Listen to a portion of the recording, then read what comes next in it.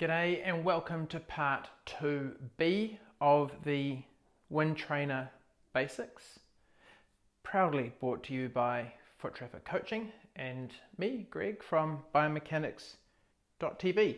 So just to reiterate, Rob is here in spirit, by the way. He's busy, so we are doing this together.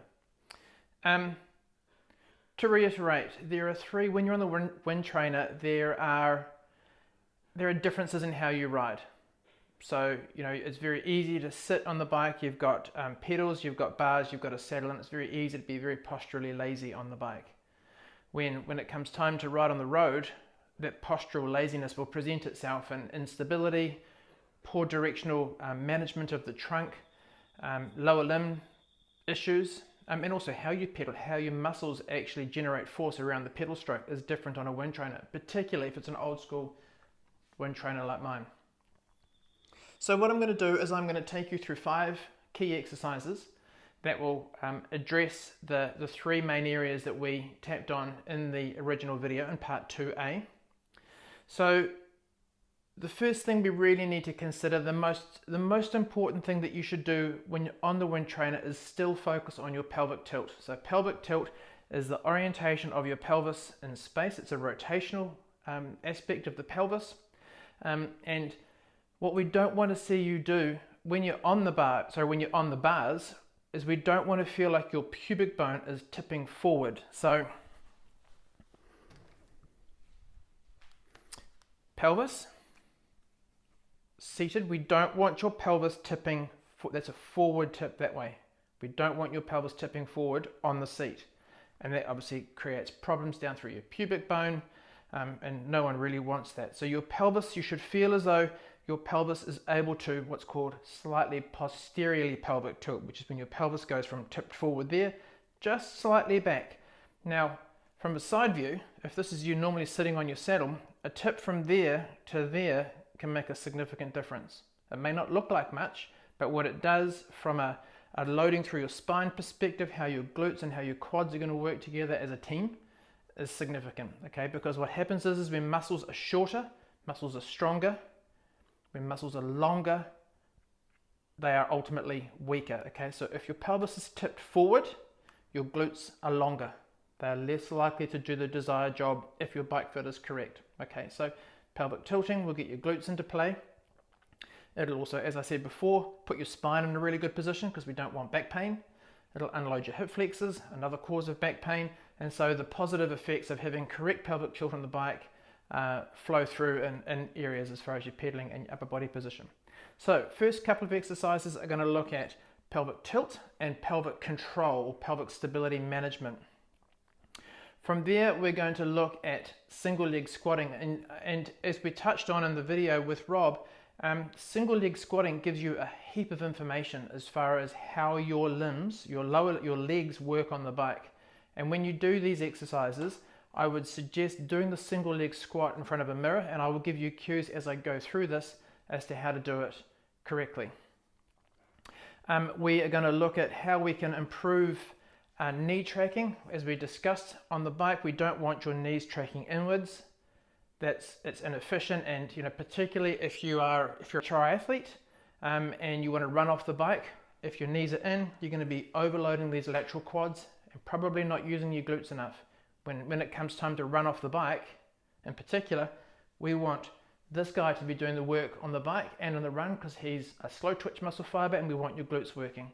So again, it's a follow-through effect to how you're going to run off the bike. And lastly, we touched on when you're riding, we don't want you drop down through the chest. We want your shoulder blades to be sitting really nicely on your rib wall, and there's an exercise we're going to do called push-up plus, which is not technically a push-up, but it is all about moving through the shoulder blades correctly. Now, from an equipment perspective, I'm using a Swiss ball in one of the exercises. If you don't have a Swiss ball, that doesn't really matter. I'm going to offer a variation that is not quite as good, but will still get you working the same movements and muscle recruitment in order to try and extrapolate through to the bike. Okay, so the first thing we need to get on top of is pelvic tilting. Now, Pelvic tilting is actually more complex than this exercise may look. The movement is actually really quite small, and as I just discussed, a slight change in pelvic tilt can make a gross difference to how your muscles recruit on the bike. What makes cycling so complex is because we are in so much hip flexion, which is our knees forward, i.e. this angle through here. If our bike foot is off or our pelvic tilt is off, that can have a negative influence on how we get our glutes into play. So if I extrapolate and say, well, your bike fit's fine, then one way that we can get the glutes into play more is by being proactive with our slight posterior pelvic tilt. So how do we do that? This exercise, as I just mentioned, is super low grade, like very, very low grade. And when I'm treating particularly athletes who come from a strong background, who are good athletes, in a lot of ways this exercise is that, sorry, I'm going to reword that, they are the harder population to get this correct, because what we're searching for is very deep and very low recruitment. It's almost like a tensing, it's not like it's not a grip. So trying to find that subtlety in the recruitment can be a bit of a challenge. So the video that Rob and I have done for tomorrow is all about fundamentals of core stability. So if you struggle with this exercise or these next two exercises in particular, wait until the video comes out tomorrow. Again, pelvic tilt is something that you should be applying to pretty much everything that you do, whether you're standing and talking to someone, whether you're walking around, whether you're on the bike. You should always be thinking about pelvic tilt, because we sit on a bike, yes, but also because we sit in our normal Western lives, our pelvises are typically tipped too far forward because of the hip flexors. So by doing this, in theory, we're going to make you stronger on the bike, make you more stable on the bike, and we're also going to, in theory, reduce the risks of injury, particularly around the hip and the lower spine, because we want to try and get these hip flexors to unload a little bit. Okay. We're going to start by going on our hands and knees. Actually, what I'll do is I'll tuck my t-shirt in so that it looks a bit dorky, I realize, but so that way you can at least see my pelvis, because the line of my shorts relative to my t-shirt will show you what my pelvis is doing. Okay, so on our hands and knees, evenly weighted through your hands and knees. So for just FYI, that is regarded as an anterior tilt, so a forward tipping pelvis, and that is a posterior tilt. So most people on the bike are too anteriorly tilted, as we are in standing. Now again, if you are a triathlete who is concerned about being efficient running off the bike, pelvic tilt is key because it extrapolates to a more efficient running technique. So gravity means that my lower back wants to do that. So as I gently engage through my pelvic floor, and again this is covered in tomorrow's video, as I engage through my pelvic floor, and here's my tummy button, you can see that line there. So we're talking a very low deep recruitment and super subtle. Okay, very, very subtle. As I engage through my pelvic floor, I'm gently trying to draw my pubic bone towards my chin. Okay, so you can just see that's my pelvis rotating only. Okay, anterior tilt, posterior tilt. So that's a full anterior tilt, that's my max range. That's a full posterior tilt. Now, there are two ways that we don't want you to do this. One is very applicable to the bike. We don't want your posterior tilt achieved by trying to squeeze your butt, and this is more appropriate of a issue in standing, not so much in this position, but again, we don't want your butt squeezing to try and do that. That is not how you achieve it. And this is very applicable to the bike. Rectus abdominis is your six-pack, and we're going to go into this in a bit more depth in tomorrow's video. But we don't want you engaging six-pack and doing this. That is not a pelvic tilt. That is trunk flexion. And that extrapolates on the bike to increased spinal loading. Okay, so that's poor. So, full anterior pelvic tilt, because that's gravity doing that. Gently engaging, go into a full posterior tilt. Full anterior tilt, so that's gravity. And then go halfway. And as I'm halfway there, I can just feel a very low grade tension in my lower abs. Not fatiguing, I can still breathe normally. I'm not working hard, I could sustain this indefinitely. Okay, so if you're working hard, your recruitment strategies will be off. You're probably using your external muscle group. So again, there, gently drawing my pubic bone slightly forward towards my chin, and that's it. Okay, on the bike, exactly the same process. Now, to take it one step further, slightly, so go full anterior pelvic tilt, halfway, there's full, posterior, halfway, just float your knees off, and do this side onto a mirror, without the curvature of your spine changing. Now I'm working harder to sustain this, because if I let my core abs go, that's what happens. Okay, so drawing in, there, not there.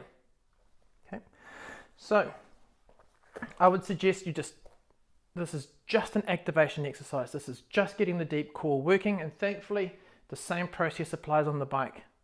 There's a cue that I use for cyclists who have too much pressure down on their pubic bone.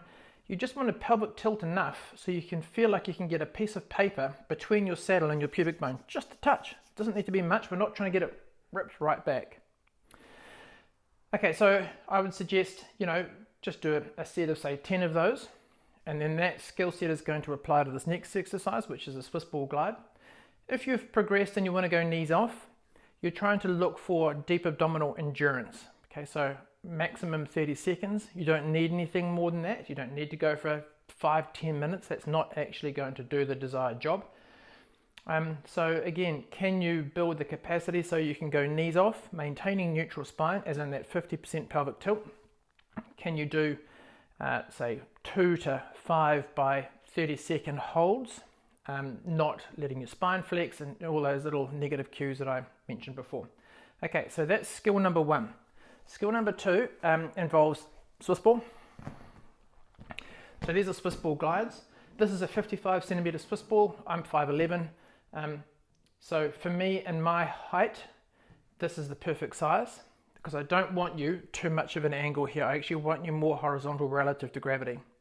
If you only have a big Swiss ball, and again, as I said, if you don't have a Swiss ball, I will demonstrate a version of this that you don't need one. It is more challenging because you've got to resist gravity more the smaller the Swiss ball. If it's a big Swiss ball, you're up on an angle like that, so it's actually easier. So I prefer a smaller Swiss ball for this one. Again, if you're really struggling and you have a bigger Swiss ball, maybe get that into play first and then go to the harder version here. So forearms, so this is, as you can see, being on your forearms, this applies beautifully for when you're on your TT. Okay, so here gravity means that my pelvis wants to do that. So gently engaging through my core abs, shoulders are gently drawn down. Remember, when you're on your aero bars, we don't want the shoulders up around your ears. So gently shoulders drawn down, pelvic tilt. Do this side onto a mirror, because it is very easy to glide forward and not even feel that you're losing your lower back. So what we're trying to do is get you to what's called hip dissociate. And that means that as I glide the Swiss ball and my pelvis forward, my lower back is not tipping forward with the legs. Okay, so as I glide forward, gently drawing in through my lower abs, pulling my pubic bone gently towards my chin to counter the movement, and back. It doesn't need to be a big movement. This is all skill orientated, and there are ways that we can advance this. Feel free to message me and I can send progressions through. But at this point in time, slow glide, maintaining neutral spine. Okay, so we don't want you to glide forward and then do that. So what this means for you as a cyclist is that you're not gripping in your hip flexors. It's really common, and I do a lot of video analysis for cyclists, road cyclists, obviously triathletes. What is very common is that as the legs push down through the power part of the phase, I can quite commonly see the pelvis tipping forward with the leg as it goes down, and the pelvis works, on either side. So the reason why your pelvis is tipping forward, and if you look at yourself from a video perspective side on a wind trainer, your pelvis should be 100% still, 100% still. If it's not, you're stabilizing incorrectly. So this is trying to train the hip flexors to not grip as you glide forward, which is basically the same as your legs pushing down through the power part of the phase.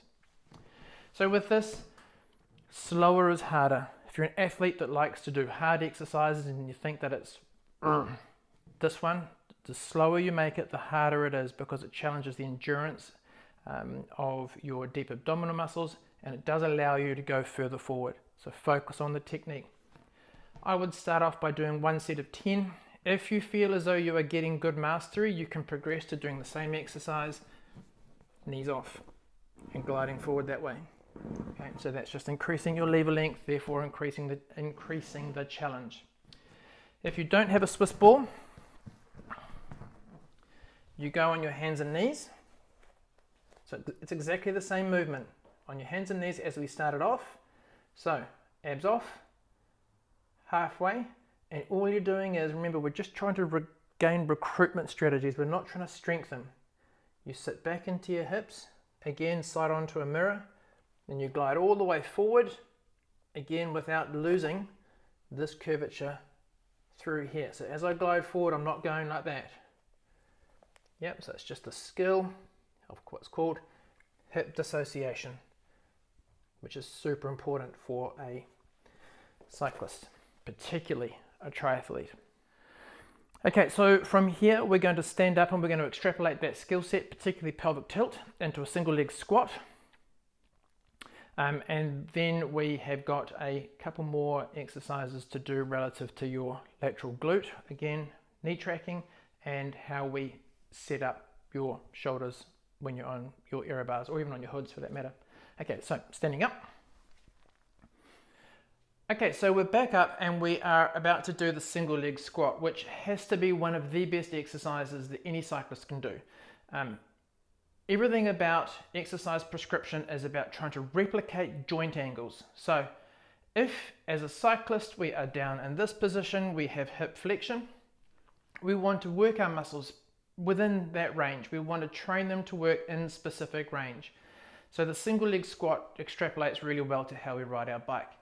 If you are if you are on a road bike and then progressing through into TT, you want to slowly build, and you can use external tools to help support you, as in like hold onto the side of a pole or get someone to hold a bar. You want to start to work deeper into a single leg squat, because on a TT your hip angle is more closed down. Okay, so think about how you extrapolate from a road bike, or even if you're a mountain biker. I know, dirty word for triathletes, but mountain bike to road to TT, the hip angle changes all the way through, so that's going to affect the depth of your single leg squat. Okay, so from a single leg squat, and I'm going to cue you as if you're looking in front of a mirror. First thing you want to do is have your feet at normal hip width apart, so I'm not standing all skew with and I'm not contra posture. And all you're going to do is take 1 foot off the ground. Now as you do that, as you're looking in the mirror, as I take 1 foot off the ground, do I weight shift? Okay, so I'm standing square, I take my foot off the ground, I'm not really weight shifting. You will slightly, because you've got to stand on 1 foot. So I've got fairly good lateral hip stability on my right side. But if you weight shift, that's an indication that your lateral hip is not as good as it should be. So you have to strengthen up your glute med a lot more. Okay, so let's get into it. Left foot comes off. Now, as you single leg squat, what is key is that you send your hips back. When we tested Rob in part 2A, what we saw him do was this. He was demonstrating, by the way, he's better than this. Morning, Rob. He went knee forward like that. Okay, that's a quad dominant single leg squat position. We don't want that. We want your glutes doing the work. So we want you to, I've got my toe resting down, send your butt back. So there, I'm in my bike position, and then up. Okay, so take my foot off the ground, no weight shifting here. Now, the weight distribution on your foot gives you a lot of information. The weight should be through the mid to rear foot. You should not be heavy down on your forefoot.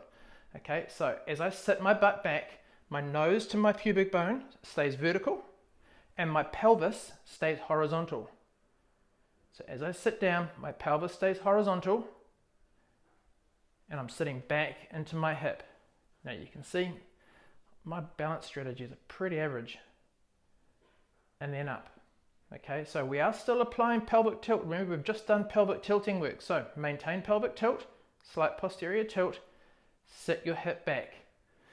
So in the mirror, what you want to notice is, as I go down and as I get deeper, does my knee drag in? Bad. As I go down, I'm all good, and then do I go like that and drop my, in this case, my left hip? Bad. So if you do either of those, keep your range small. Remember, we are now in a period where we're building into postural accuracy. We're not just trying to go, knees deep just because we can. So build into the depth. So my depth is okay. I certainly can't pistol squat, but I can really feel those glutes loading up. Make a note of left versus right. I would suggest by doing, start off, the goal should be one set of 10 to start with. And again, focus on the depth and the accuracy, not just the depth. Start with one set of 10 and you could progressively build over a 2 to 3 week period of, say, 2 sets of 20. Or you could go 2 sets of maybe 10 and bring some external weight, some kettlebells into the standing hand or the opposite hand to increase the challenge. Okay, so that's how you're going to evolve it.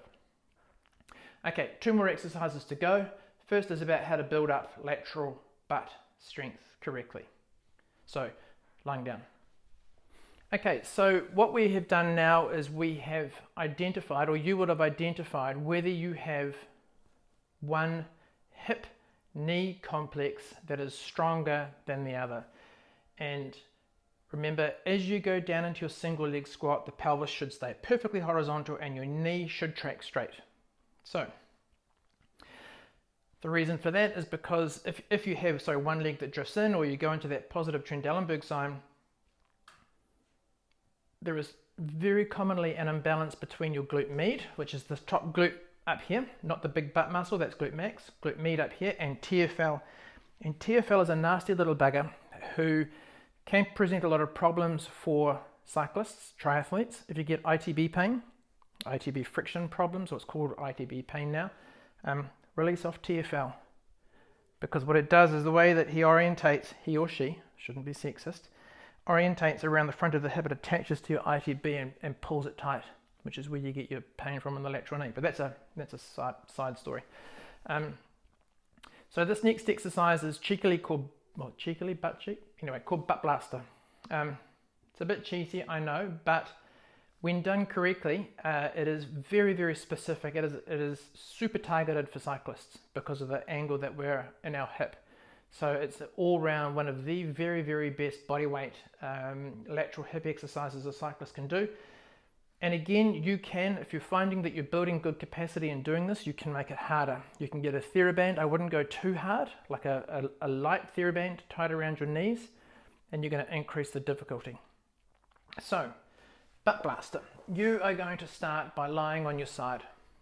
So you're lying in a dead straight line, legs are straight, resting your head down on your elbow. I don't want you resting your head on a bolster or anything like that, unless you have neck problems. I want your head resting down. Your bottom leg stays straight, your top knee goes down, and my toe is behind the back of my knee. My elbow is on the ground. They must stay there. My toe must stay there and my elbow must stay down.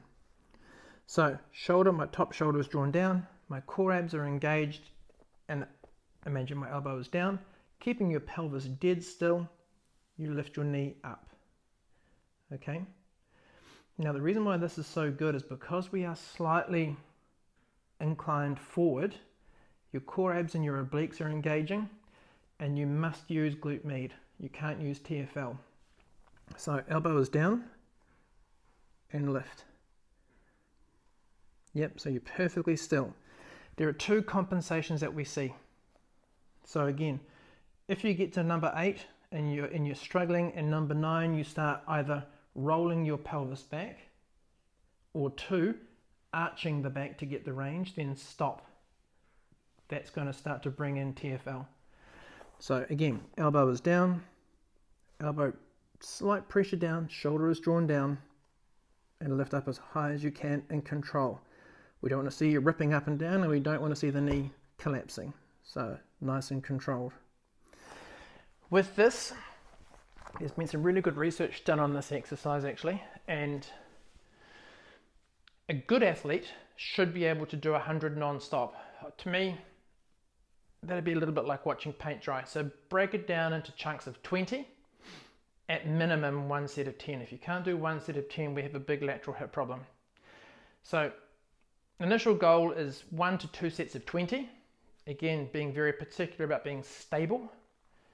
Build to 5 sets of 20, both sides. Again, if you can get to 5 sets of 20 being super stable, locked in, add a TheraBand into the mix. TheraBand goes around the knees. Okay, it's going to make a big difference to the loading. The final exercise that we are doing is called push-up plus. Now it's not a push-up per se because the elbows, the arms actually aren't involved in any capacity. There are 3 ways that we can do this. Well, there's actually a multitude of ways that we can do this, but in a traditional sense, there's 3 ways that we can do this. I am doing level 2. I'm going to assume that you have the ability to hold your whole body weight up, like in a full push-up position. So, start position is here. If you can't sustain this, if you're really struggling to hold that, then you can do it on your knees. So, the movement is literally chest ball down, chest ball up. Now, the setup. So your hands are underneath your shoulders, knees are off, and your knees are not locked. If your knees are locked, that's going to make it very hard to get your core abs into play because they're going to want to tip your pelvis forward. Slight pelvic tilt, shoulders are drawn down. Now, from here, my elbows stay dead straight. I don't chin protrude. Lower the chest wall down, lift the chest wall up. You notice my elbows are not moving. My neck is long, i.e. my shoulders are not going around my ears, and I'm not overusing rectus by doing this. See how that does what it does to my neck? So here, chest wall down, chest wall up. Remember in the video yesterday with Rob, I used the cue of the fingertip spike under the chest. So when you're on the bike here, that spike is slightly engaging serratus anterior to get good connectivity between your shoulder blades and the rib wall. If you're down here, then you're sloppy in your trunk and you're destabilized.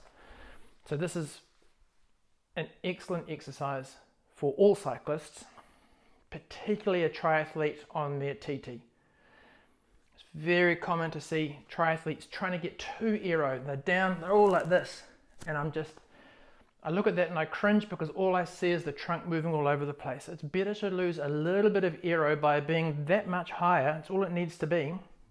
Getting stable through your shoulder blades, and that locked in trunk will produce so much more power, so much more efficiency. So that's something to think about. You can go to level 4 on this, which would be getting level 3. Level 3 was when you get like a TheraBand or a power band and put it around your back, under your armpits and through your wrists. So that's going to give you more resistance, more feedback, but it's a lot harder. The one thing I will say with it, a lot of people can go down fine because that's gravity, but it's not about getting to there. We want you to get up there, but not there. Okay, so that's your mid-spine doing the work, and we want you to maintain that neutral mid-spine. Okay, so get stuck into these. These are all activation specific. Yes, there are some strength components in there, but for the most part, we're just trying to gain more awareness of how you set yourself up on the bike. Think about your knee tracking. Think about where are your shoulders. When you get fatigued on the bike, like if the WINDTRAINER session is a hard one, think about, look down, what is my knees doing? Do I elevate one shoulder? They all give you, all these points give you good information. Tomorrow's workout with Rob and I is a good one because it goes through fundamentals of core stability, which the vast majority of people that I test, of which a lot are good athletes, fail. So that'll be a good one to tune into. Any questions, any feedback, please feel free to ask Rob or myself. Yeah, get stuck into it. You could do these daily, every day. Maybe take Sunday off. But, get stuck into it and see how you go. But yeah, we'll see you guys tomorrow.